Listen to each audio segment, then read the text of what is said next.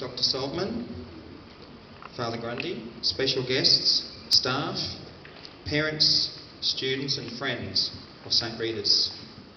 Good morning and my personal welcome to each and every one of you to St. Rita's this morning in sunny Babinda.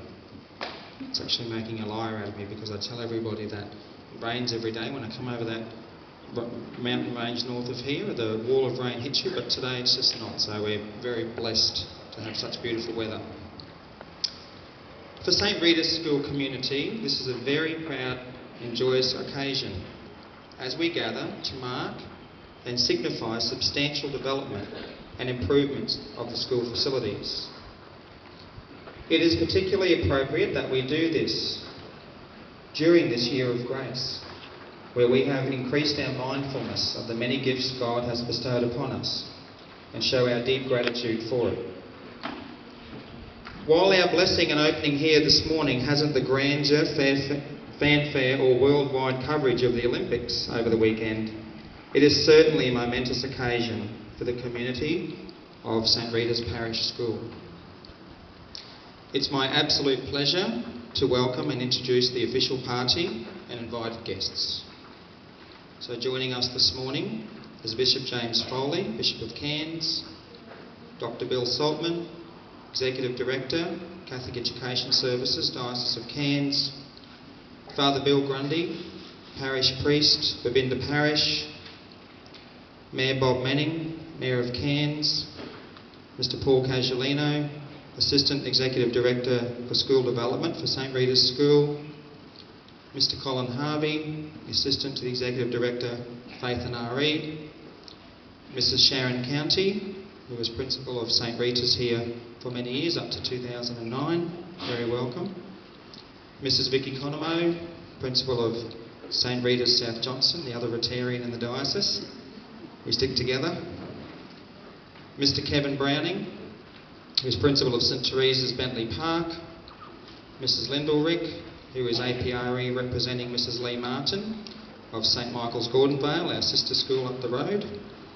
Mr. Shane Watson, Diocesan Project Services Manager, and in his first hour of employment this morning, Mr. Mark Stallman, who is the Capital and Planning Manager for the diocese, Mrs. Fran Hughes, who's the Resource Centre Manager for Catholic Education Services, Ms. Laura Kerwin, who is representing St. Rita's Parents and Friends Association, and our school captains, Ms. Shyla Montague and Master Dara Stager.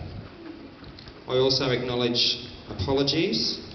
There have been a few last minute ones, so forgive me if I'm getting through this list. Apologies from the Reverend Father Neil Muir, who is Vicar for Education, Cairns Diocese.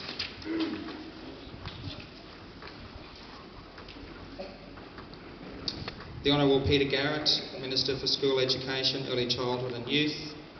The Honourable Bob Cadder, Federal Member for Kennedy. Mr. Kevin Malone, Chief Executive Officer, Diocese of Cairns. Sister Patricia Butterfield, who was representing the Mercy Sisters. Mr. Paul Whittle from Peddlethorpe Architects. And at the last minute, Annie Wonga, who was representing the traditional owners of the land. So everyone that's here, and our parents and everyone and students are very welcome this morning. These new facilities we are opening this morning have been made possible with funding from the Australian Government's Building the Education Revolution. You may recall that the BER, as it is more commonly known, was a key element of the Australian Government's $42 billion National Building Economic Stimulus Plan. There were two components to the BER stimulus plan. Of the primary schools for the 21st century component, St. Rita's received $471,844, made up of funds directly from the government, as well as additional support from Catholic Education Services, who redistributed funding from a number of larger schools in the Cairns Diocese. And I commend Catholic Education Services for this, as without it, St. Rita's wouldn't have been able to afford these facilities. So there were two components to this project, this multi-purpose court that we're gathered in this morning, and the extension to the library. The new senior playground behind us was funded through a combination of the National School Pride Project and school contribution to a total of $53,901. Of this, the Australian government provided $50,000 and the school contributed $3,901. And I commend and express gratitude to the Australian government for the release of this funding to all schools, but particularly to St Rita's.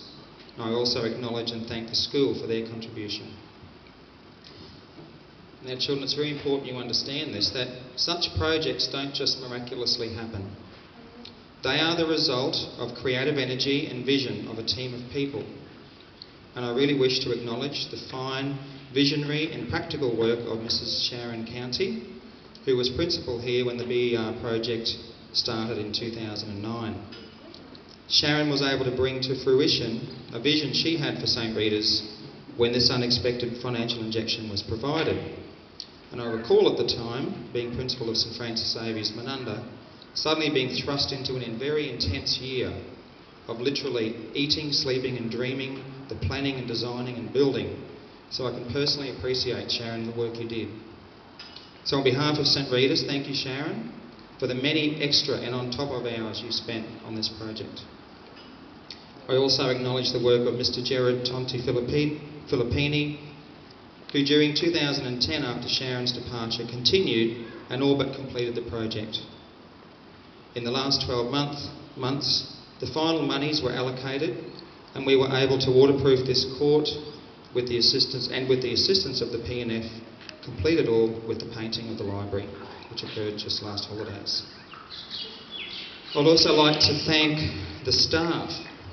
As with any building project, there is a certain amount of disruption through the temporary moving of rooms and resources, and this was so with the library, as it had to be moved and then moved again. So thank you, staff. I wish to acknowledge and thank the architects, Peddlethorpe, and the builders, Alan Sultana Constructions, and Alan's here this morning. In preparing for this morning, I asked Sharon about her experiences in working with these companies, and Sharon was able to share that the one thing that stands out for her about the builders was the professionalism of the concreters and how they coordinated the preparation and pour. It was just done so, just like clockwork. She also made reference to Paul Whittle in his overall support for getting the job done within the tight budget.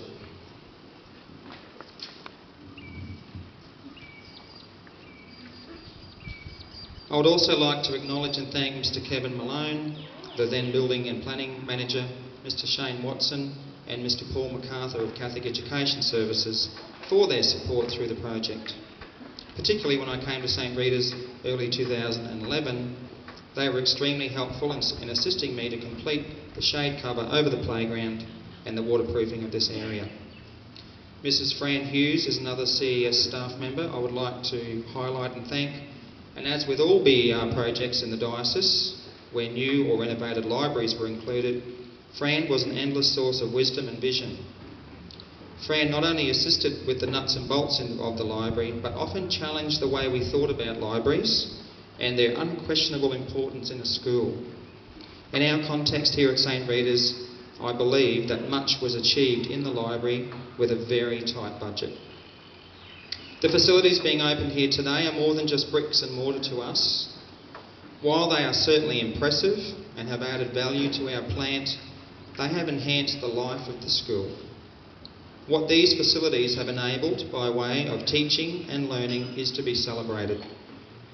In case you didn't know it, it rains a lot in Babinda, but that isn't so much of an issue for the children of St Rita's, because regardless of whether it's raining or beautiful sunshine today, they still get to play under shelter with enough space to run off energy and enjoy their friends. An example of this was just recently when it rained during our athletics carnival. We just had it under here. We just did the the high jump and ball games under here. We didn't have to, the rain didn't stop us. It was just great. It's so nice to be able to show visitors and new families around the school and be proud of the facilities. And the library is one place that I can do this. The learning space created at the end of the library is highly used by classes with the availability of an interactive whiteboard and the clever use of flexible, funky furniture It can quickly be reconfigured for use for staff professional development as well as P&F meetings. The possibilities for learning and community building enabled by this project are noteworthy, and we are extremely grateful. As principal, I believe it is extremely important that the students have a sense of just how many people it takes to undertake projects such as these.